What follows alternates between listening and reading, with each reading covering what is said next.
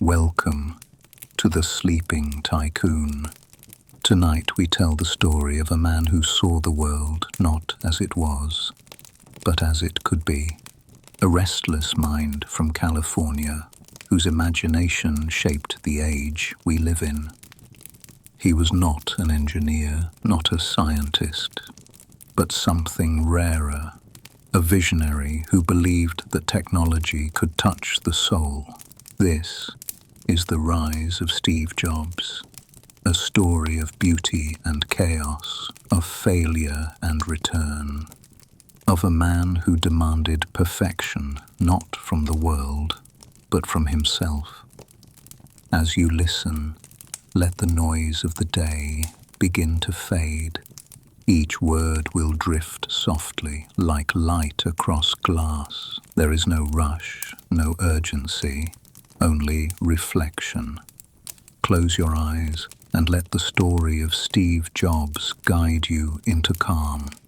The dreamer, the maker, the man who taught the world to think different.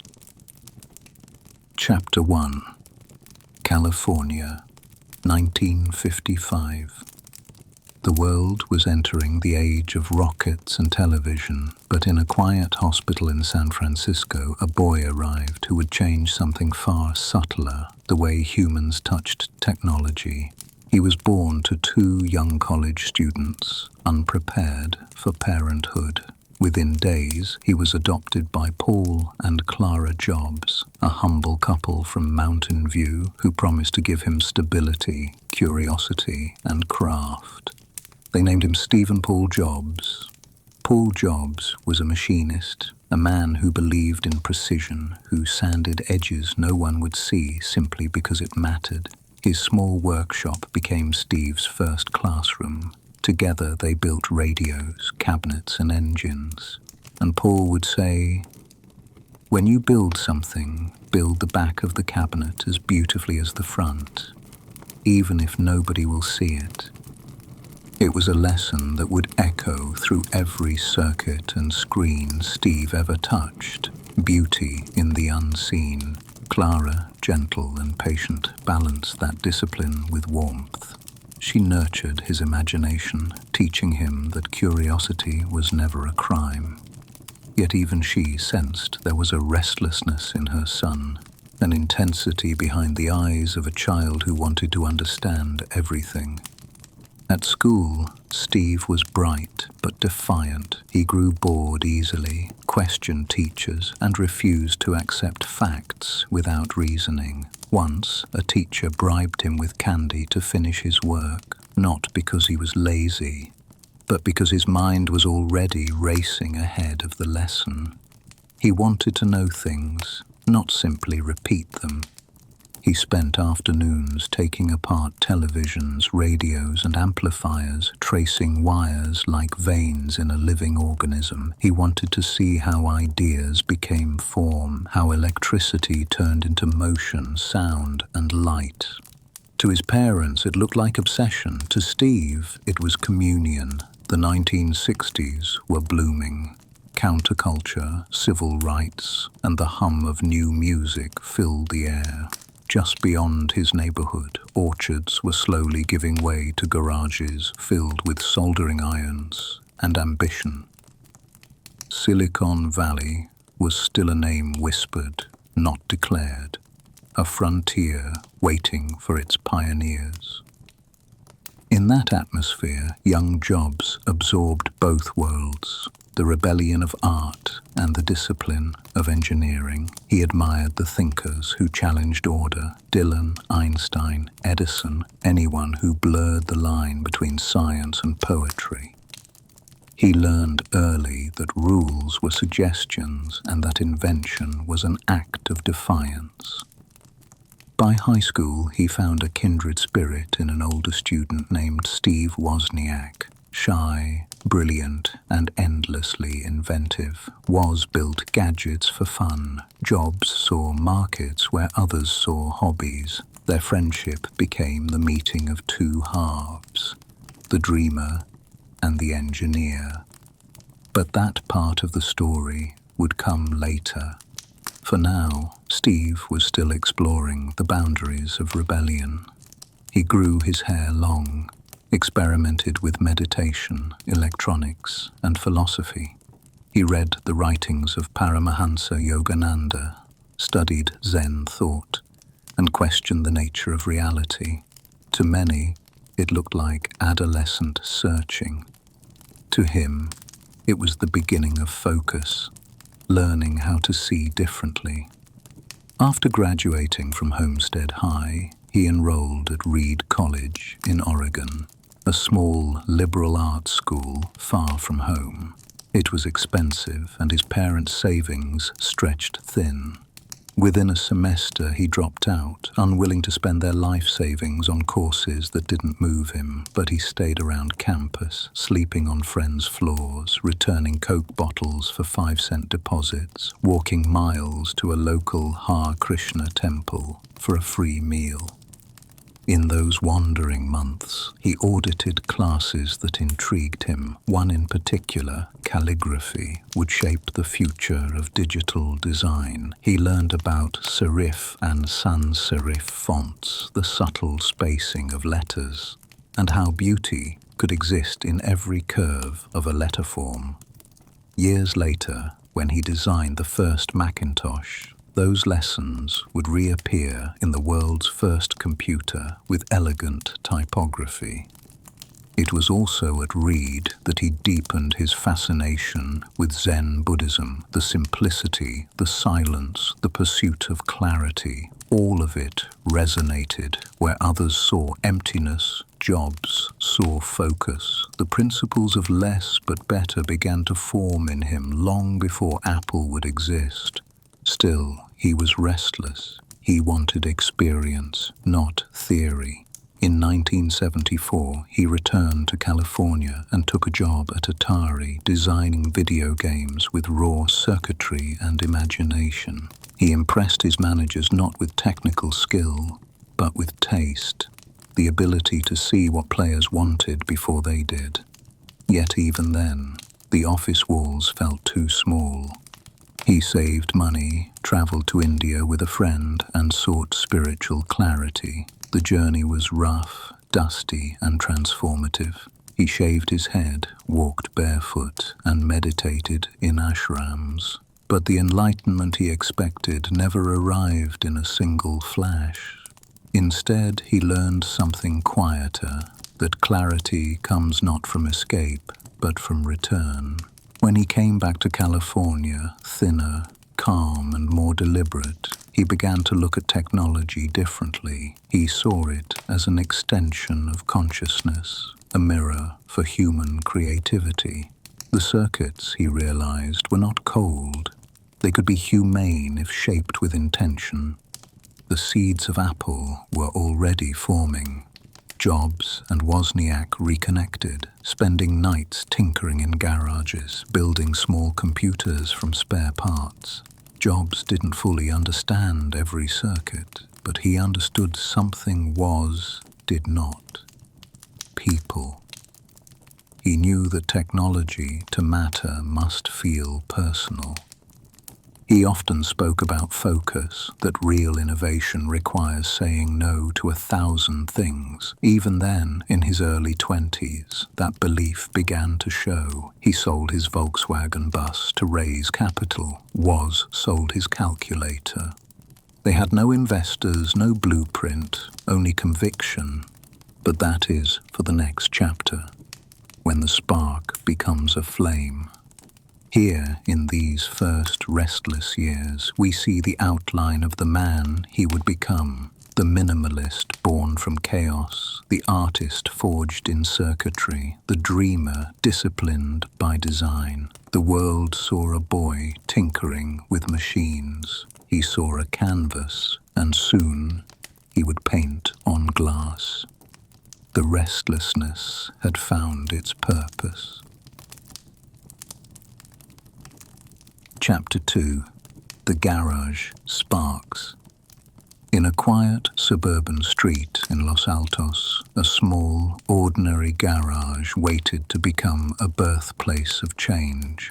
It was the spring of 1976. The air smelled faintly of cut grass, gasoline, and the invisible charge of new ideas. Inside that garage stood Steve Jobs and Steve Wozniak, two young men, barefoot, hunched over a wooden workbench scattered with wires, breadboards, and the hum of possibility. Wozniak was the engineer, gentle, brilliant, endlessly patient. Jobs was the conductor, demanding, curious, unable to accept, good enough. Together, they were the perfect contradiction, precision and persuasion, logic and intuition. Woz could make a computer run with fewer chips than anyone else in Silicon Valley. Jobs could make that same machine matter to the world. He understood instinctively that people would not fall in love with numbers and transistors. They would fall in love with experience. They called their first creation the Apple One. It was simple, almost humble, a single circuit board, hand-assembled and sold to local hobbyists. But inside that board was something more than code. It was an idea that computing could leave the laboratory and enter the home. That technology could serve creativity instead of intimidating it. Jobs convinced a local computer store, the Byte Shop, to buy 50 units. He had no company, no production line, and no plan beyond belief. He and Wozniak soldered through the nights, their fingers burned, their minds awake. Paul and Clara Jobs' garage became a factory of ambition, a place where sparks of electricity mingled with sparks of destiny. They called their company Apple Computer Company. Jobs chose the name for its warmth and simplicity, a single familiar word in a world of intimidating acronyms. He liked that it came before Atari in the phone book, but deeper than that, Apple felt human, wholesome, ordinary, yet filled with potential. He always believed that technology should feel friendly, almost organic. It should breathe. Their second creation, the Apple II, would take that philosophy and turn it into an empire, encased in smooth plastic with color graphics and intuitive design. It was the first computer that felt approachable. When Jobs unveiled it at the West Coast Computer Fair in 1977, the crowd didn't just see a machine, they saw the future dressed in simplicity. He was 22. Investors followed. Mike Markula, a former Intel executive, provided funding and mentorship. He taught Jobs that a company must stand for more than profit. It must carry a belief, a reason for being. With money came structure, and with structure came tension. Jobs pushed, argued, obsessed over packaging, fonts, and screws no one would notice. He demanded perfection at a level that felt impossible, but those around him began to realize it was that impossibility that made the ordinary extraordinary. The young company moved from the garage to a small office, and from there to something larger still. Employees began to speak of Jobs' reality distortion field, the strange gravity that made the improbable seem inevitable. He would stare through you, speak of what could be, and somehow you would begin to believe it too. Yet behind the intensity was sincerity. Jobs genuinely thought he could change the world, not through dominance, but through design. He spoke of computers as bicycles for the mind, tools to amplify human ability. In every prototype, he searched for elegance. In every meeting, for purity. He wanted technology to disappear until only the user remained. But success carries its own weight. As Apple grew, the atmosphere thickened with expectation. Wozniak, ever humble, wanted to share ideas freely. Jobs wanted control, total control, to protect the vision. Where Woz saw play, Jobs saw destiny. Their friendship, once effortless, began to strain under the gravity of the company they had birthed. In 1980, Apple went public. Over 4 million shares sold within minutes. Jobs, at 25, became a multimillionaire overnight. Reporters called him a prodigy, a new Edison, a corporate rock star. But inside, he felt the same restless pull that had haunted him since boyhood. He didn't crave wealth, he craved perfection. And perfection was still out of reach. The success of Apple II had given him a platform, but he wanted something more personal. A computer not just for engineers or businesses, but for everyone. He envisioned a machine with personality, simplicity, and grace. A machine that would make people feel. That vision would soon take shape as the Macintosh. A project that would define both his genius and his downfall. But in this chapter, the seeds were still being planted. Those who worked with him in the early days remember the strange duality of the garage, chaos and serenity, youth and purpose. One moment, Jobs would rage over the color of a logo. The next, he would fall silent, lost in thought, staring at the glowing circuit boards as if they were living things. He believed that what they were building was not just hardware, it was art, and like all art, it demanded sacrifice. When night fell over Los Altos, the light inside that garage burned on. Neighbors grew used to the faint hum of machinery, the smell of solder, and the quiet sound of ambition breathing through the walls. Most thought it was a hobby. A few sensed it was history. By the time the sun rose, another board would be finished, another idea tested, another barrier crossed. Apple was no longer a dream. It was a force, fragile, unrefined, but unstoppable.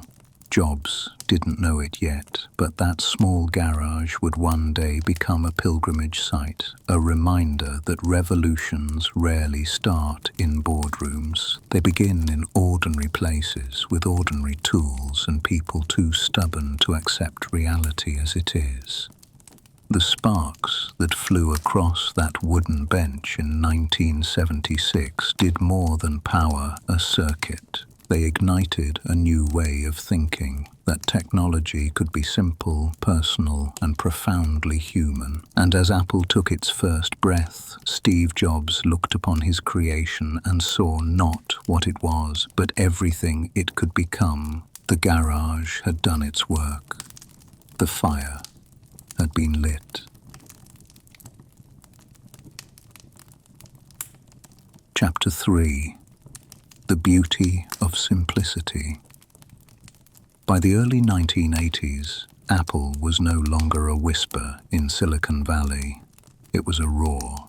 The Apple II had turned two dreamers in a garage into the youngest millionaires in the valley.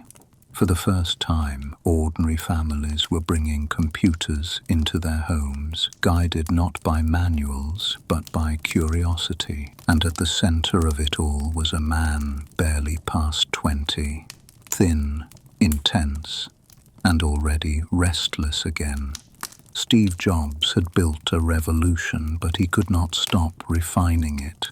He felt Apple drifting from its original purity, layers of management, marketing, and mediocrity forming like dust on the glass. He feared that success would dull the sharp edge of vision, so he began to dream of something new. He wanted to build a computer that felt alive, small, personal, emotional, a machine that would smile when it awoke. A machine that would talk to you as if it knew your name. He wanted the Macintosh.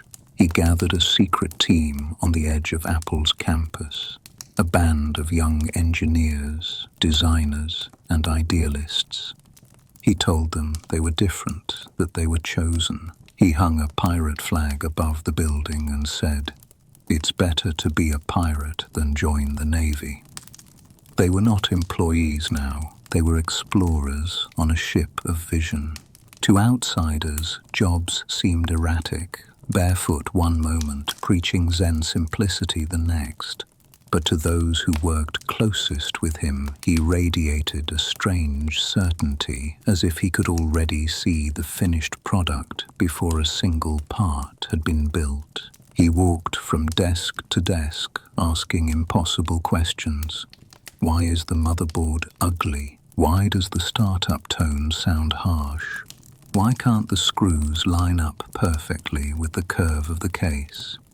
He could not code like his engineers, but he felt design. Where others saw circuitry, he saw emotion, a conversation between the machine and the human. He told them that technology should disappear until all that remained was experience. Simple can be harder than complex, he said softly one night, pacing the lab. You have to work hard to get your thinking clean enough to make it simple. Jobs's philosophy had deep roots. Years earlier, he had wandered through Reed College, auditing a calligraphy course after dropping out. There he discovered the silent rhythm of letters, the grace of serif and sans serif, the invisible art of spacing. It seemed trivial then, but the beauty of those shapes never left him. He carried it like a secret, proof that form and feeling were the same thing. He also carried lessons from Zen Buddhism, the stillness, the discipline of subtraction. To see clearly, one must first remove what is unnecessary. In his mind, design and meditation were reflections of the same principle, clarity through reduction. This union of Western precision and Eastern calm became the spiritual blueprint of the Macintosh. Every edge, every tone, every animation was shaped by restraint. Even the smile on the boot-up screen was deliberate, a whisper of friendliness in a world of cold command lines. Jobs obsessed over the smallest details. He chose fonts as carefully as artists choose paint. He wanted the circuit boards arranged with symmetry, even though no user would ever open the case. When engineers protested that the inside didn't matter, he repeated his father's lesson: make the back of the cabinet as beautiful as the front, even if nobody will see it. He was not building a product, he was building a belief. Those who joined him on this journey spoke of the strange gravity around him, the reality distortion field. He could make you feel that the impossible was only an opinion. Sleep vanished, deadlines shifted, and somehow the improbable became real. His intensity frightened some, inspired others, but no one left unchanged. When exhaustion threatened the team, he reminded them why they were there. People who are crazy enough to think they can change the world, he said, are the ones who do. As prototypes evolved, the Macintosh began to take shape. A small box of pale beige, its corners soft, its screen smiling in greeting.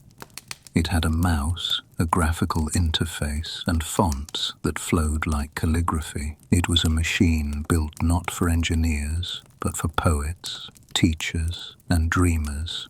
Every line whispered elegance. Jobs demanded silence in its operation. No noisy fans, no mechanical distraction. He wanted calm, the hum of focus, the stillness of design so complete it became invisible. He spoke of humanizing technology, of making machines that feel good to use. He told the team that the user should sense care in every interaction.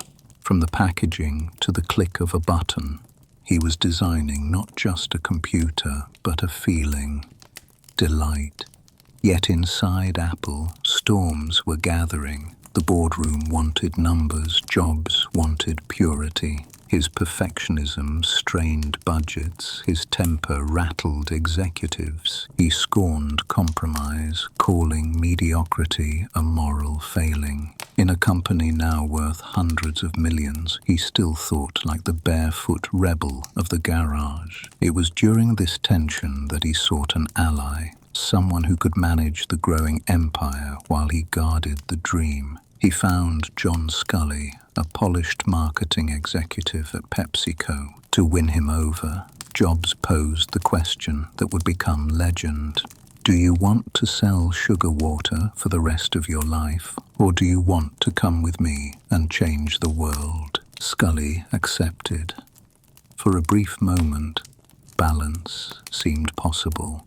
The visionary and the manager united. But destiny had written a different script. On January 24th, 1984, under bright stage lights at the Flint Center, Jobs stepped before an expectant crowd. The stage was quiet except for the soft hum of anticipation. He placed the Macintosh on a table as if presenting a sacred object. He pressed a key, and on the large screen behind him, the computer's voice echoed through the hall. "Hello, I'm Macintosh. It sure is great to get out of that bag." The audience erupted in applause. They weren't cheering for specifications. They were cheering for soul. For the first time, a computer seemed alive, friendly, human. Jobs smiled faintly. The world, for a heartbeat, looked exactly as he imagined it could. Behind him, the 1984 television commercial played, a cinematic allegory of rebellion, of one woman shattering the grey conformity of Big Brother with a hammer. Apple was the hammer.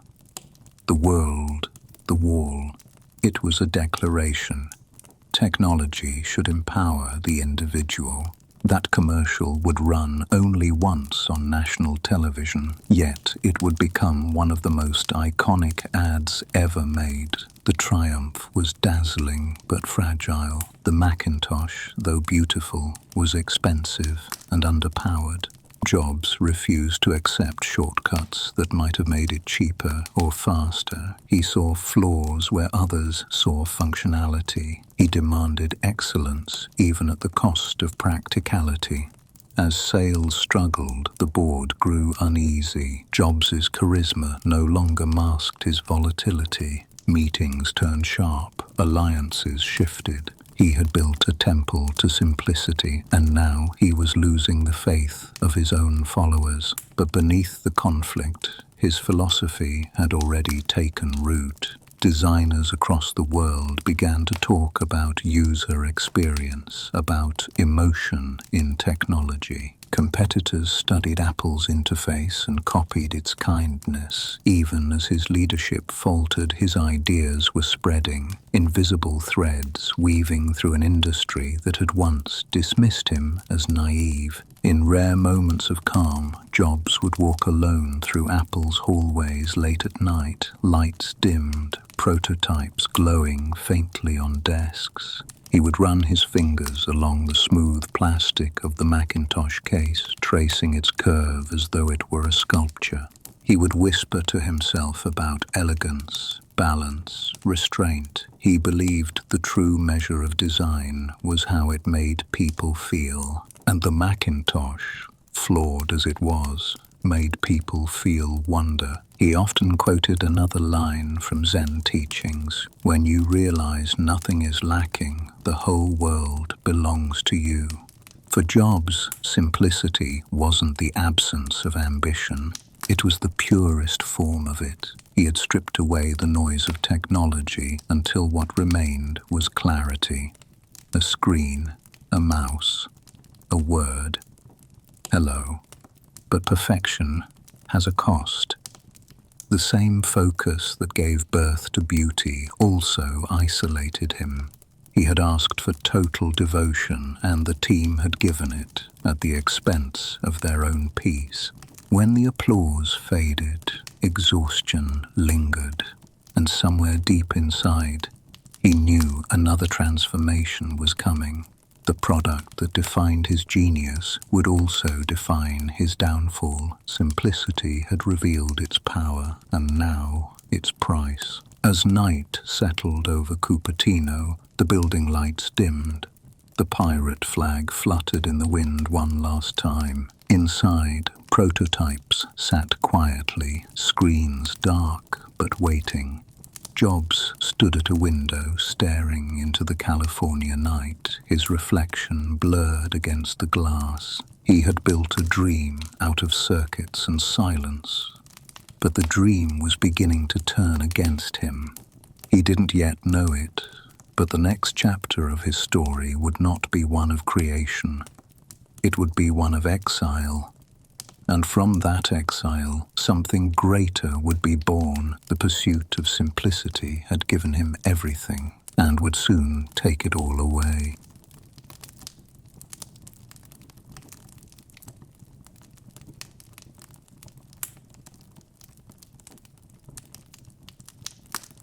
Chapter 4: Fire and Ambition.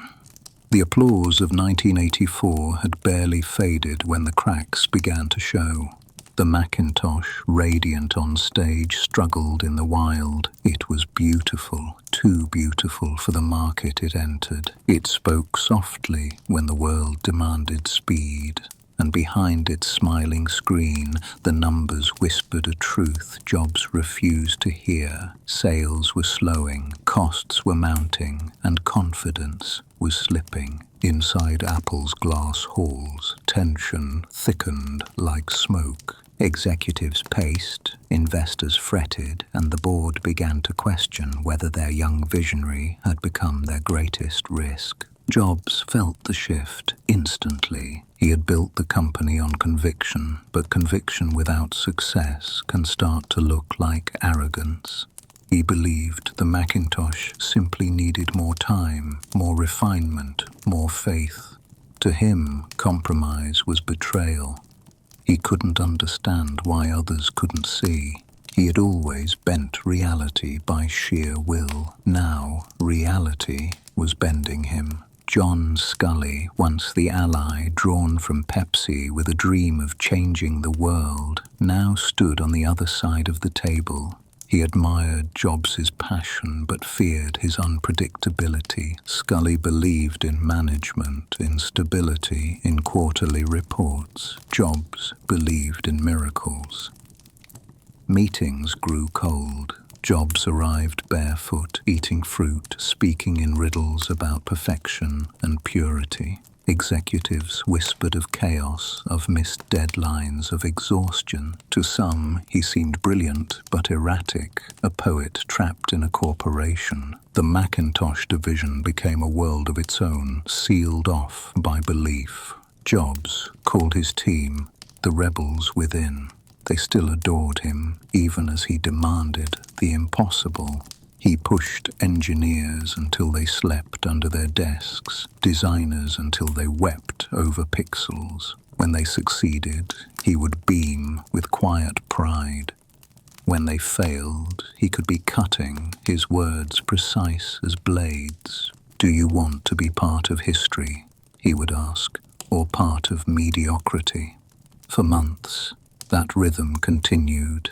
Vision, tension, fatigue. The Max commercials glowed on television, but in the stores the machines sat unsold, their price too high, their memory too small. Wozniak, tired and injured from a plane crash, left Apple entirely. The company that began as friendship was now an empire built on friction.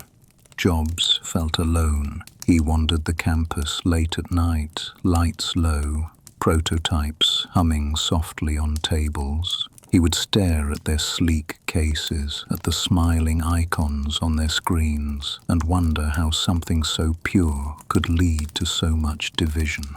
In the spring of 1985, Apple's board gathered to decide what could no longer be postponed. The debate stretched for hours.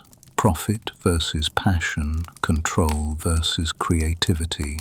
Jobs argued fiercely, eyes burning with conviction. He spoke of the future, of art and technology, of legacy, but numbers spoke louder than poetry. Scully proposed a reorganization, one that would quietly remove Jobs from daily authority. He claimed it was temporary, that it would calm investors, that it would save Apple. Jobs knew what it meant. It meant exile. He tried to fight back. He rallied allies, lobbied directors, pleaded with the logic of vision. But the tide had turned. The boardroom that once echoed with his certainty now met his words with silence. One evening in May 1985, the decision arrived. Jobs was stripped of power, relieved of his position as head of the Macintosh division. The company he had built from a garage had cast him out. He drove home through the Palo Alto streets in silence. He did not cry. He rarely did. But something inside him broke. The sense that sheer will could conquer everything. He had lost not to a competitor, but to the system he had created. For weeks, he wandered, uncertain. He considered quitting Apple entirely, selling his shares, disappearing. But retreat was not in his nature. Even in defeat, he burned. He told friends that being fired was awful-tasting medicine, but the patient needed it.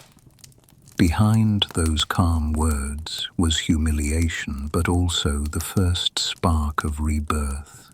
He began meeting quietly with engineers who still believed in him. He sketched ideas for a new company, smaller, freer, built on design purity without bureaucracy. He named it NEXT. Next would be his revenge and his redemption. It would create computers for universities and thinkers, machines of rare beauty and impossible cost. He hired brilliant minds, demanded perfection, and designed the black magnesium cube that would become a cult object in technology circles. The machine was elegant, silent, and commercially doomed, but through it, Jobs refined his philosophy further: clarity of purpose, excellence of craft, integration of hardware and software as one. He told his designers, "We are building tools for the people who will change the world." He no longer sought to impress the masses. He wanted to inspire the creators. Around the same time, another opportunity appeared. A small, struggling computer animation studio spun out of Lucasfilm. Jobs bought it for $10 million. He called it Pixar. It was not obvious then that Pixar would change storytelling forever. It was simply a group of dreamers trying to make films with computers, but Jobs saw what others did not: artistry hidden inside machinery. He funded them through years of uncertainty, even as Next lost money. He told anyone who would listen that technology could serve imagination as powerfully as it served business. He believed that stories and circuits were the same pursuit: clarity, emotion, connection. Years later, that belief would bloom into Toy Story, the first fully computer-animated film. But in these years, the world considered him finished. Magazines called him erratic, a fallen genius. Apple moved on without him, releasing products that lacked his vision but sold well enough.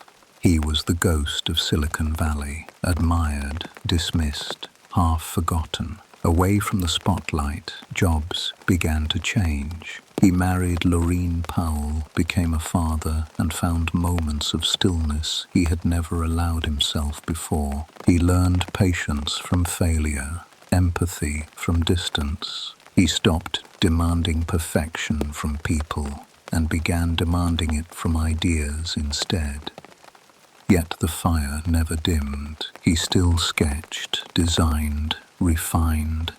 The next computer, though expensive, was ahead of its time. its software elegant, its hardware immaculate. Few bought it, but one customer noticed: Apple. By 1996, Apple was struggling, its products confused, its profits falling, its soul missing. The company that had exiled its founder was now seeking rescue. They needed new technology, new leadership, new hope. Next had what they needed, and Steve Jobs, older, calmer, sharper, was ready to return. In later interviews, Jobs would say that being fired from Apple was the best thing that ever happened to him. It freed him to rediscover curiosity. It taught him that clarity without compassion becomes cruelty. It revealed that perfection is empty without purpose. He learned that the power of saying no must be balanced with the wisdom of knowing when to let go. The man who once chased control now understood simplicity in a deeper sense, not only in design but in life. To strip away ego, to leave only what mattered. He had entered the fire and emerged tempered, not destroyed. He had lost a company but gained perspective. He had learned that even visionaries must begin again. In the autumn of 1985, as leaves turned gold over Palo Alto, Jobs visited the old garage in Los Altos. The house looked the same. The small driveway, the simple door, the silent trees.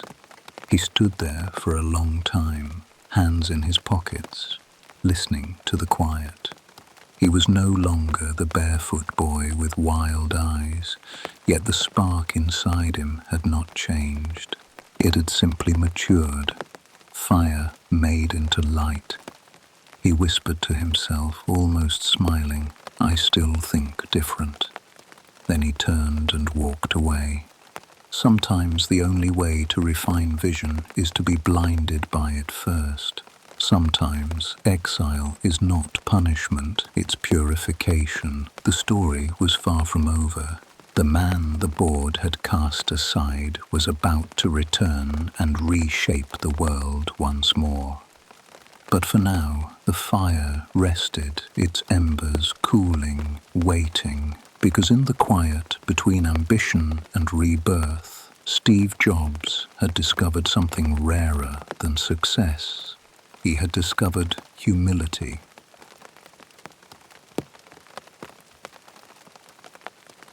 Chapter 5: Exile and Reflection.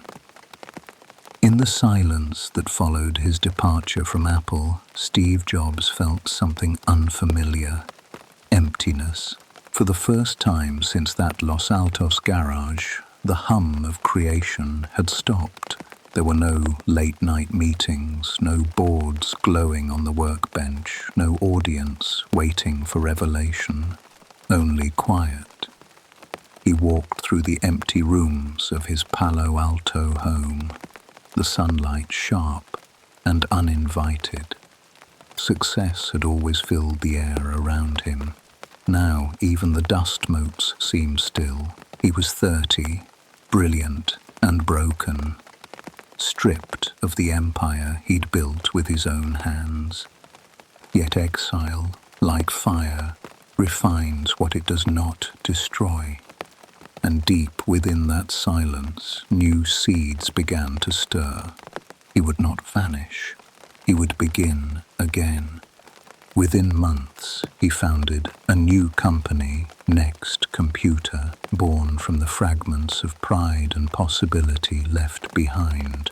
He told his small team they were not building for the masses this time. They would build for minds, scientists, educators, thinkers, the people who would shape the next century. Next would be a company without compromise.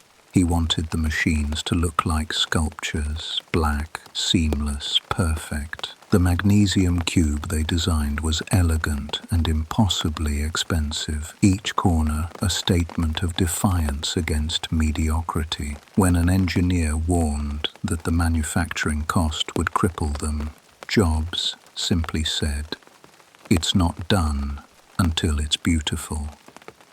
In the sterile white rooms of the new headquarters, the rhythm of obsession returned.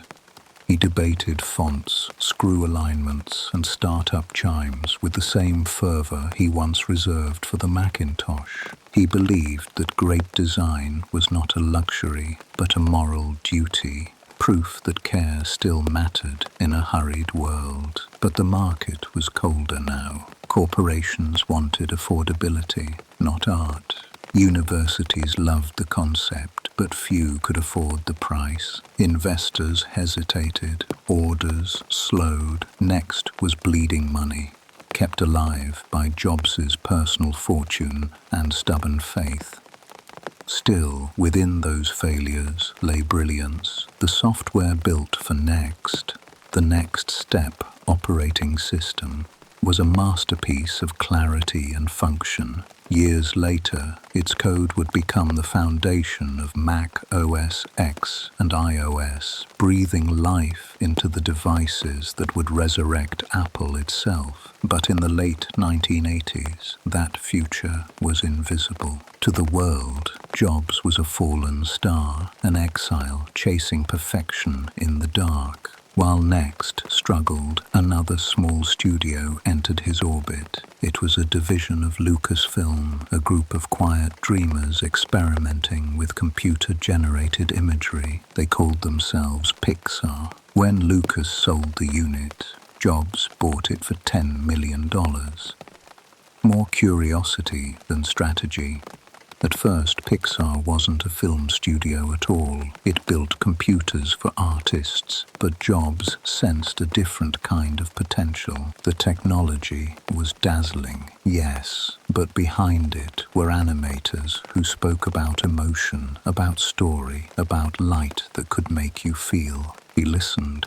He funded them. He defended them through years of failure, even as Next consumed his fortune. He told them, technology alone is not enough. It's technology married with the liberal arts, with the humanities, that yields the results that make our hearts sing. It would take nearly a decade for that promise to bloom. But in a warehouse north of San Francisco, pixel by pixel, a new art form was being born. The world saw little of Jobs in those years. Reporters wrote of his decline. Analysts dismissed him as a relic of a past era. He rarely responded. Instead, he worked, designed, and, perhaps for the first time, listened. He married Lorene Powell in 1991, a partnership built on warmth and grounded wisdom. They built a home filled not with gadgets, but with books, art, and gardens. He became a father again, gentler now, deliberate. He cooked, read poetry, and still meditated. He began to understand that simplicity did not only belong to machines, it belonged to life itself. Friends noticed he had changed.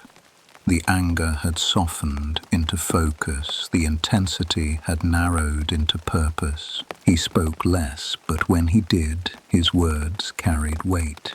He had always sought control, now he sought clarity. He told a colleague, "Getting fired from Apple was the best thing that ever happened to me. It replaced the heaviness of being successful with the lightness of being a beginner again." That sentence defined him. He had learned to start over. Failure became his greatest teacher. Through Next, he learned that design must serve purpose, not ego. Through Pixar, he learned that technology means nothing without story. Through family, he learned that even visionaries need stillness. He often spoke about craftsmanship, the care unseen, the discipline behind grace. He compared it to calligraphy again, beauty in the spacing between letters, meaning in the silence between words. He began to see life itself as design, what you include, what you remove, what you choose to care about. In those years, Jobs's creative energy found peace in paradox. He had always believed simplicity was power. Now he understood that simplicity also required patience, the willingness to let things unfold at their own rhythm. The young man who once forced reality to bend now allowed it to breathe. By the mid-1990s, Apple was faltering. The company that had dismissed him was bleeding from its own complexity. Too many products, too little vision.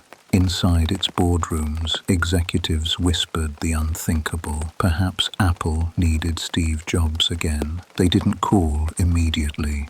Instead, they looked for software to modernize their computers.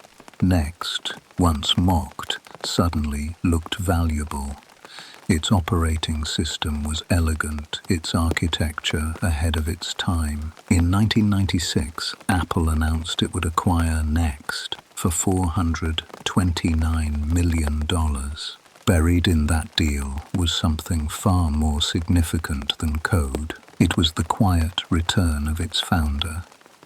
At the press conference, Jobs was calm, almost detached. He called it a reunion of sorts. The reporters smiled. They knew what it meant. He was coming home.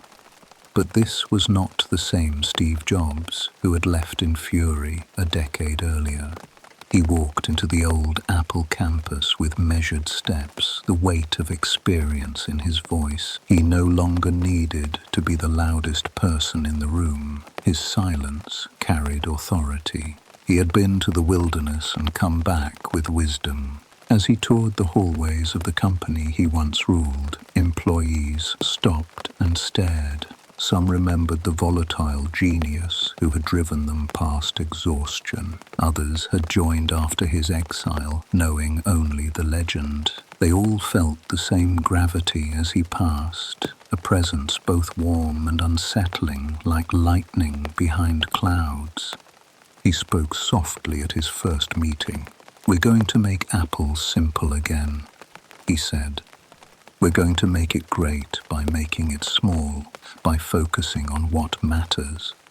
In those words lived every lesson of his exile. Simplicity not as style, but as strategy. Clarity not as control, but as compassion. That same year, the studio he had quietly nurtured released Toy Story in partnership with Disney. It became the first fully computer-animated feature film. Audiences laughed, cried, and saw themselves in pixels and light. Pixar was no longer a curiosity. It was a phenomenon. Jobs's gamble had turned to gold. He became a billionaire, not from computers, but from storytelling. He smiled at the irony. For years, he had wanted machines to feel human. Now he had helped humanity fall in love with machines that told stories. He learned something profound from Pixar, that emotion is the ultimate interface. The best technology disappears. The feeling remains. That truth would guide everything he created after his return to Apple. One evening, after a long day of meetings, Jobs sat in his study, the room dim except for the glow of a small lamp. On his desk lay a Next cube and a Pixar figurine, symbols of failure and success intertwined. He leaned back, silent, thoughtful. He realized that both journeys, the one that humbled him and the one that rewarded him, had been the same road. He whispered a line he loved from the poet Rumi. "The wound is the place where the light enters you." Exile had been his wound, and through it, light had entered. The next chapter of his life was waiting. The rebirth of Apple, the iMac, the iPod, and the empire that would define a generation. But that man, the one who would stand on stage years later in his black turtleneck beneath soft white light, could not have existed without this chapter. The arrogance had been tempered into grace. The fire, once consuming, now burned with focus. He had learned that vision requires not just intensity, but empathy, that the real art is not the product, it's the process of becoming. As the 1990s drew to a close, Steve Jobs stood once more on the threshold of creation. The boy who took apart radios to understand the unseen was about to build devices that would connect the entire world. But for this single moment, before the storm of innovation, there was calm, a quiet reflection, a breath before the next beginning. He had gone into exile, seeking redemption. He had returned with understanding, and in the stillness of that understanding, the world was about to change again.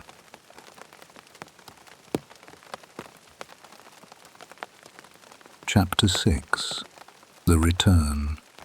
When Steve Jobs walked back through the glass doors of Apple in 1997, the air was different. The hum of the place had dulled.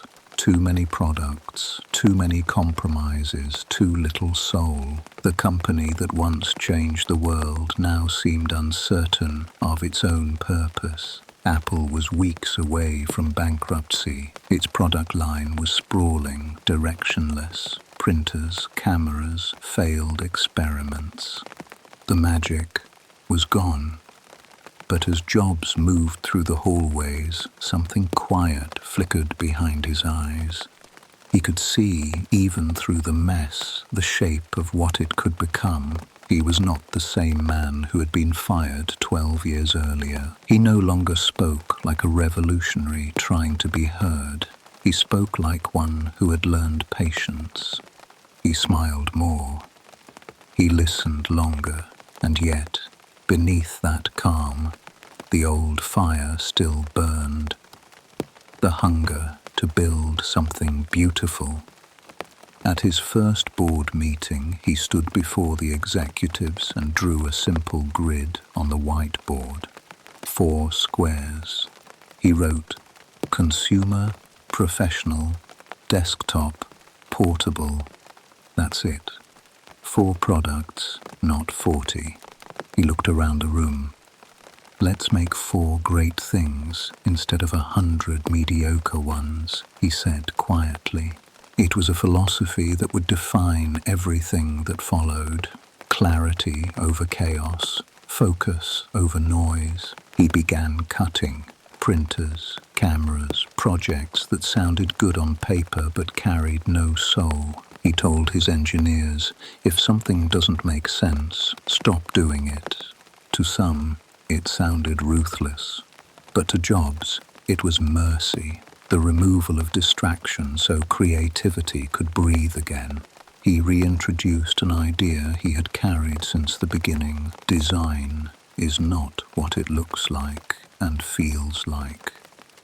Design is how it works. He walked through the offices, now almost empty, and spoke softly to small groups of employees. We're going to build products we can be proud of, he said. Not for the shareholders, not for the analysts, for us, for the people who use them. In 1998, the world met the first expression of his reborn philosophy, the iMac. It was unlike anything else, bright, translucent, curved like a drop of water. It looked alive. Jobs had always hated beige boxes. They felt lifeless, uninspired. So he and designer Johnny Ive, a quiet Brit with a poet's sense of form, built something that felt human. It wasn't just a computer. It was an invitation. A single, seamless shape that made people smile before they even touched it. When Jobs unveiled it on stage, his voice was calm, almost tender. "It looks like it's from another planet," he said, smiling. "A good planet. A planet with better designers." The crowd laughed, but beneath the humor was truth. He was reteaching the world that technology could be joyful again. The iMac saved Apple. Within months, sales soared. Stores couldn't keep up. The company's lifeline was restored, not through complexity, but through simplicity reborn. And for Jobs, it wasn't about profit. It was about belief that when you make something with care, people can feel it. In Johnny Ive, Jobs found the creative counterpart he had long sought, the quiet balance to his storm. Where Jobs spoke in energy, Ive spoke in silence. Together, they built a language of form that would define an era. They believed that objects should be honest, that what you see should reflect what you feel. A device should invite, not intimidate. They stripped away seams, buttons, and clutter until only essence remained. In the design studio at Apple's Infinite Loop campus, prototypes glowed like sculptures under soft light. Jobs would pace slowly among them, fingers grazing aluminum surfaces, eyes half closed as if in meditation. Sometimes he would stop, point to a curve, and whisper, "That's it." To him, design was not decoration. It was the translation of intention into matter. It was philosophy in aluminum. In 2001, another small object would appear. White, minimalist, weightless. The iPod. It was born not from a boardroom demand, but from a question. What if your entire music library could fit in your pocket? When he introduced it, Jobs simply said, 1,000 songs. In your pocket. 5 words. That was all it needed. The iPod didn't just play music. It changed the relationship between people and sound. It gave memory to motion. People could walk, think, feel, and carry their world with them. The clean white earphones became symbols of individuality. A quiet rebellion wrapped in purity. Behind that simplicity was profound complexity, engineering so precise it seemed invisible. Jobs insisted on that invisibility. Technology, he said, should vanish until only experience remains. The iMac and iPod were not isolated products. They were the beginnings of a new ecosystem. Jobs called it the digital hub, a universe where your computer, music, photos, and videos live together seamlessly. It was the first hint of the future, the quiet prelude to the connected age. He didn't just sell devices. He built coherence. He was turning technology into narrative, one product leading naturally to the next, like chapters in a story. Jobs' presentations became their own kind of theater. Dark stage, white screen, black turtleneck, blue jeans. A single product revealed with the calm certainty of a magician who doesn't need to prove the trick.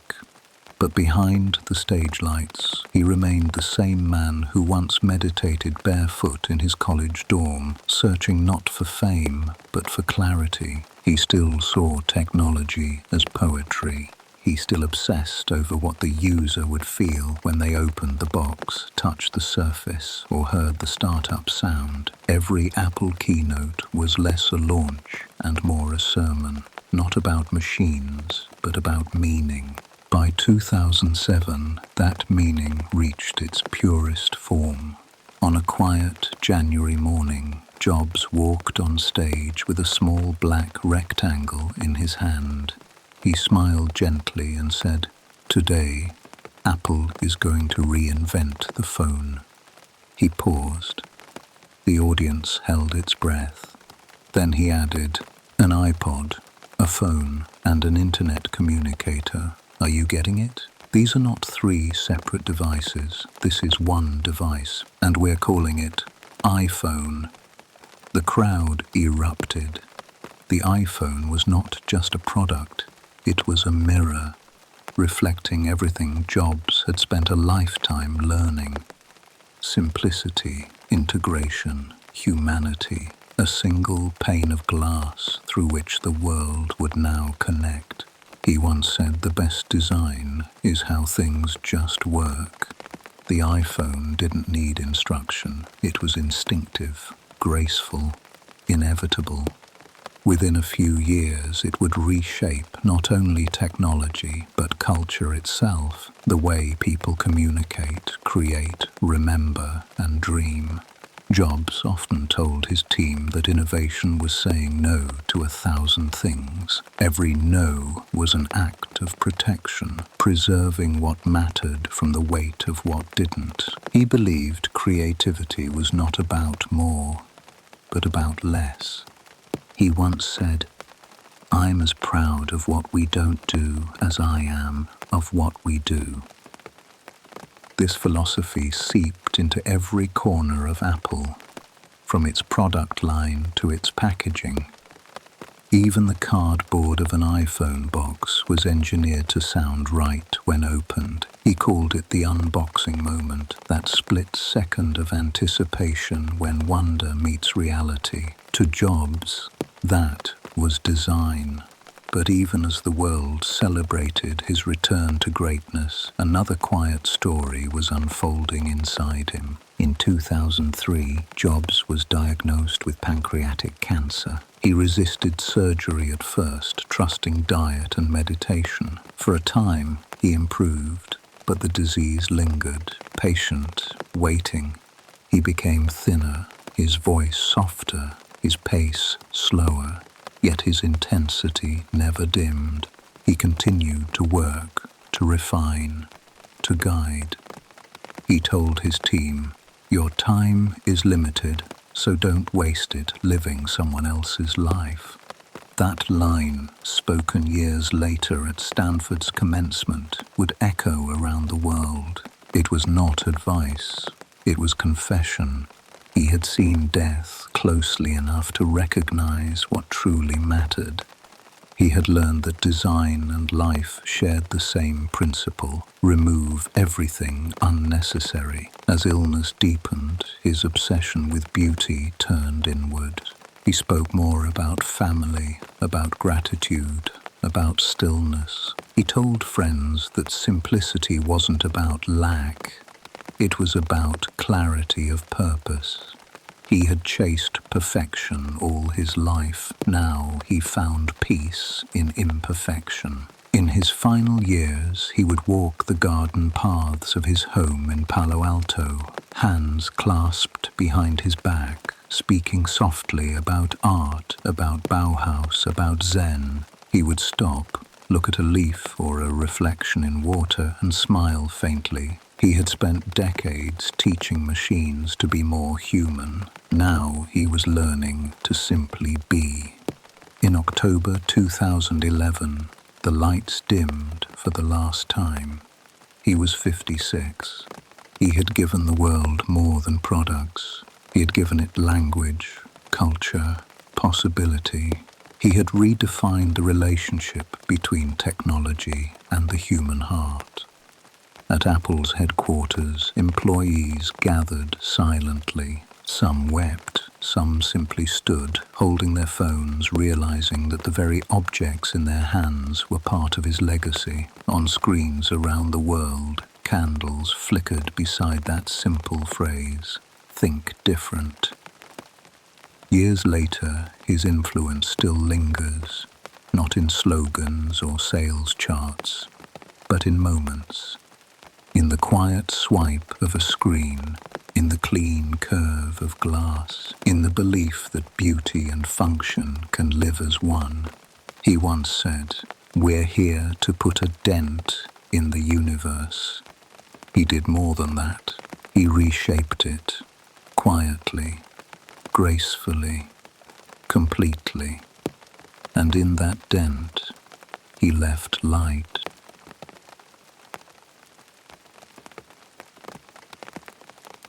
Chapter 7. Legacy. The world kept moving. Screens brightened, devices shrank, and the glow of innovation spread across every pocket of the planet. But somewhere in the rhythm of progress, there was still the echo of one man's voice, soft, insistent, endlessly asking, why not simpler? When Steve Jobs was gone, Apple did not fall silent.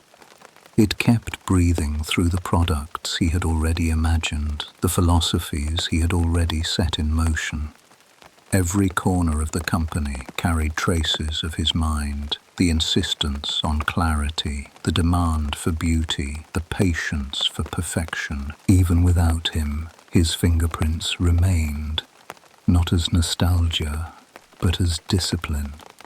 He had built more than machines. He had built a culture of care.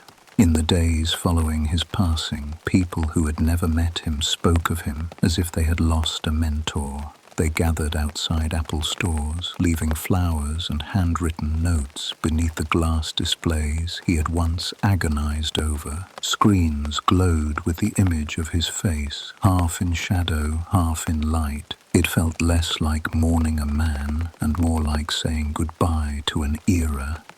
Inside the company, his team kept working. They didn't hold parades or speeches. They simply built. Because that was the truest way to honor him, not in words, but in craft.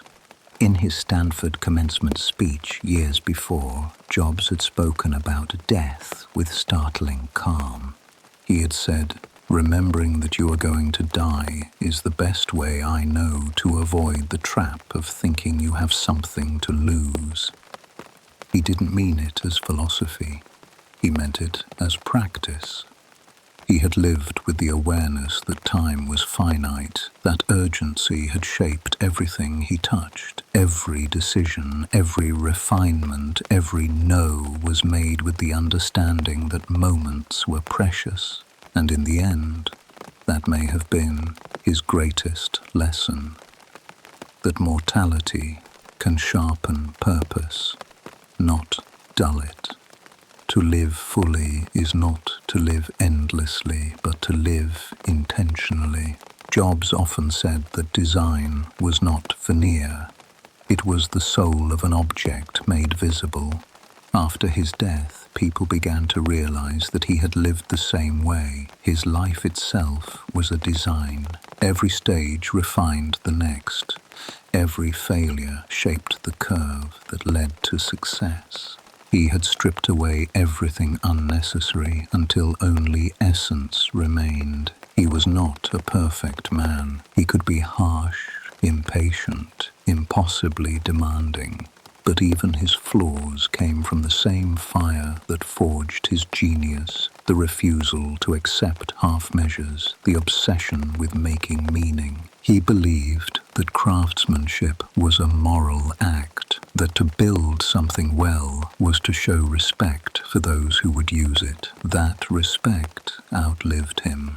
It lived in the hand that slides across smooth glass, in the click that feels satisfying without thought. It lives in quiet moments of delight, a design so seamless you forget it's there. After Jobs, the language of simplicity spread beyond technology. Architects spoke of his clarity, writers cited his restraint. Filmmakers studied his rhythm of revelation, the way he could hold a crowd in silence, then let beauty speak for itself.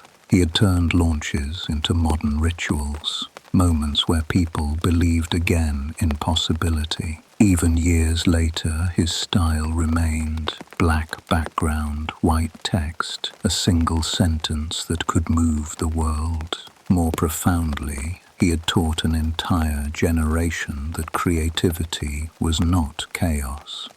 It was discipline, the courage to edit, the grace to remove, the patience to wait for truth. Apple continued to thrive. The iPad, the watch, the seamless ecosystem he had once dreamed of. Each product carried his quiet philosophy: make it simple, make it human, make it matter. But beyond profit or devices, his legacy breathed in the mindset he left behind. A way of seeing, to see the invisible line between art and engineering, to see that function and feeling are one, to see that great design, like great life, is found not in abundance but in restraint. To his family, he was not the myth. He was simply Steve. He gardened, cooked, laughed, and told stories. He once said to Lorene, "We're all just passing through, trying to leave something meaningful behind." And he did.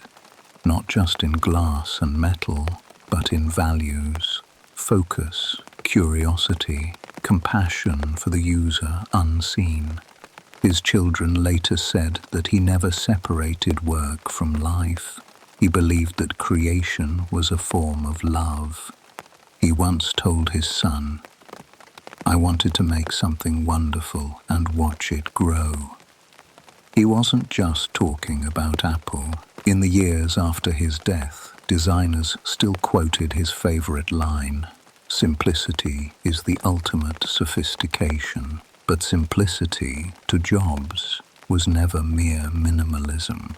It was clarity of purpose, the ability to find the essence and remove the noise. He applied it to machines, but also to decisions, conversations, even to the way he lived. He often said that simplicity comes from understanding, not ignorance. You have to know something deeply before you can make it look effortless. And perhaps that is why his legacy endures. Because the simplicity he built was not decoration, it was devotion. Today, billions hold pieces of his imagination in their hands, yet most will never think of him when they swipe, type, or scroll, and that is exactly how he would have wanted it. True design, he said, disappears when it succeeds. It becomes so natural that you forget there was ever another way. But every so often, when a device wakes with a gentle glow or a screen says hello, the world quietly nods back to him. If you strip away the myth, the wealth, the headlines, what remains is simple. A boy who loved building things. A man who believed that craftsmanship mattered. A dreamer who turned discipline into art. He once said, "The people who are crazy enough to think they can change the world are the ones who do." But what he really proved is that the world doesn't change through madness alone. It changes through clarity, through the patient, relentless pursuit of truth in whatever you create. Jobs' legacy isn't a company, it's a way of thinking. A belief that innovation begins not with ambition, but with empathy, the willingness to understand how something will feel in the hands of another. In that sense, the story of Steve Jobs ends where it began, with the human touch.